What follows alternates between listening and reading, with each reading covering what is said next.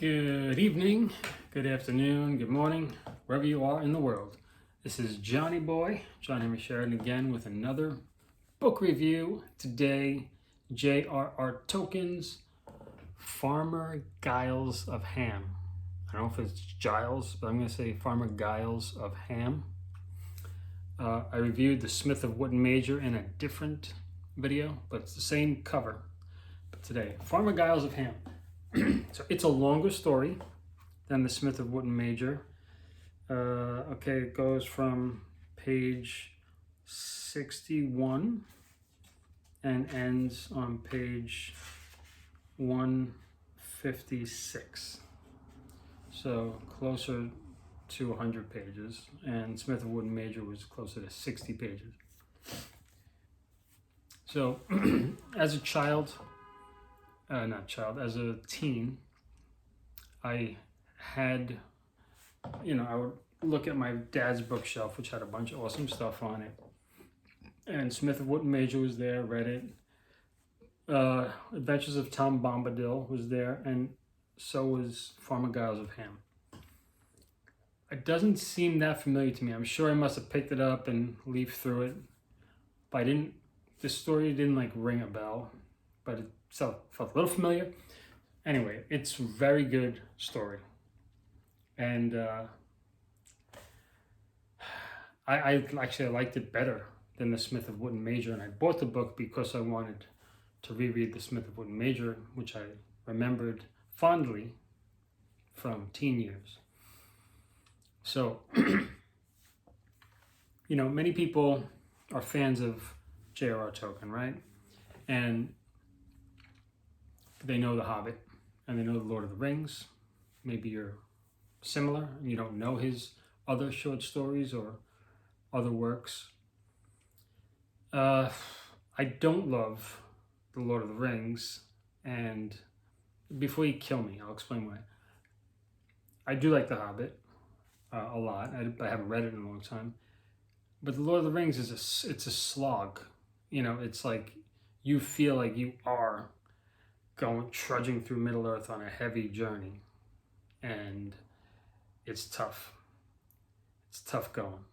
It's not a happy book. That's the point. That's why I don't like it. It's not. It doesn't give me a lot of joy. There are those moments where you meet the elves or Gandalf and you feel good, but a lot of it's heavy and dark, and you don't know what's going to happen. So I don't like that aspect of it. So I only read all the Lord of the Rings books once. Okay, but these lighter works of his, like Farmer Giles of Ham, definitely rereadable. And like I said, it's under 100 pages, and the style is so flowing. I mean, I am deeply influenced and impressed by his work of Lord of the Rings, creating this whole world and languages and races, and it imprinted on me a lot and influenced me as an author too. I'm a writer, and I've been working on my autobiography for 5 years now. Actually, in a way, much longer, but actively for about 5 years. And because I remember knowing that Tolkien took so long to write The Lord of the Rings, I was like, I guess I could take time to do my masterpiece. But in the meantime, I'm doing other side projects, and he must have been the same way in the sense that he had this major work, Lord of the Rings, but he had these other short stories that came out in order to express a lighter side. I don't know exactly the timeline when he wrote them. I'm sure if you know, please put in the comments. But Farmer Giles of Ham it reads like a fairy tale, but not quite. He's a storyteller. Tolkien is a storyteller, so it really has this timeless quality. And I was afraid I was going to be bored by it. I really honestly was. And I wasn't bored by it. You have to take a deep breath before you start reading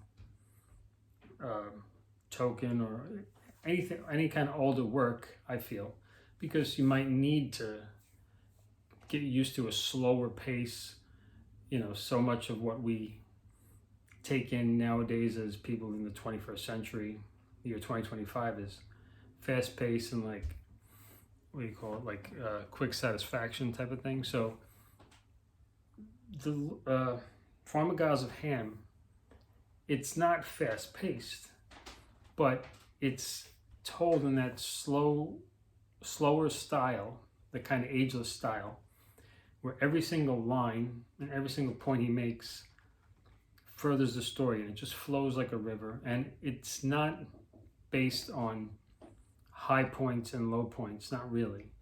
There are some story arcs, and there is a satisfying like conclusion and that type of thing. But the joy is in just how he explains how dogs are, how he explains how Farmer Giles, what kind of a person he is, and then he explains the natures of giants, and then he explains how the townspeople are, and then how the king is in the kingdom, and then later on you get to dragons, and he explains the nature of dragons. And this guy Farmer Giles, I won't spoil anything, but he is this kind of like default hero because of his nature. He's kind of really tough and doesn't like to be pushed around, likes to do things his way. Stubborn. He hears that a giant's going to come and potentially ruin his fields, and he grabs his blunderbuss, it's like old-fashioned gun cannon thing, and he shoots him and scares him away. So he becomes his hero. Then when other troubles come, now people turn to Farmer Giles for help, but he was just a farmer up until then. So, and then you see how like the king of the kingdom is conniving and trying to manipulate, but Farmer Giles can't be pushed around. He placates him for a while, but as events unfold, he is shown to be, his bravery and his character wins out, and it's satisfying to see how that comes about. But he's not really a nice guy, Farmer Giles, but he's honest to himself, and he's I would say he's more or less fair in the kind of brusque, rough way. So people like him. And, you can work with him, put it that way. But he's not necessarily going to be that nice to you, but you can work with him, and he's real, and he is courageous. So it's very satisfying. It's very satisfying. There's a parson, there's a miller, there's a blacksmith who the blacksmith loves bad news. So he loves like to be the deliverer of bad news. Like, oh, this is not going to work out. This is bound to fail. It's a bad omen, And he gets secret pleasure when things go foul, this blacksmith. But he's still at the mercy of having to have a job and working for the people, and it's funny.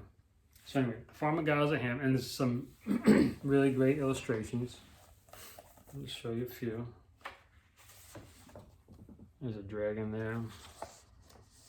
Oh, the dragon's name, Chrysophylax or Chrysophylax. That's Farmer Giles. Hope I didn't get anything away there. This knight's, it's like very simple drawings, but they're very well done, and they do help you enjoy the story more. There's some knights that are like not very respectful of Farmer Giles because he's just a farmer, that whole thing. Here's a scene of Farmer Giles falling off his horse when he encounters a dragon. Anyway, really good. Highly recommend it if you like fairy tales, if you like J.R.R. Tolkien, if you like stories that are not too long, under 100 pages, with some illustrations. You can't go wrong. And at the same time, my son and my mother were reading, what was that? We're reading The Lion, the Witch, and the Wardrobe, which, you know, for anyone who's a fan knows that Tolkien and C.S. Lewis were friends. And so there was this kind of cool, I was getting a taste of both worlds, you know, at the same time. Because his lighter work is definitely similar to C.S. Lewis, more than the heavier work of Lord of the Rings and stuff. Although there's, you know, similarities throughout both of their writings. Okay, so now as this, what the heck? Is this the Great Pumpkin rising from the fields? No, it's you, Snoopy. Snoopy, get out of here, Snoopy. Okay, until next time, keep reading and keep enjoying life.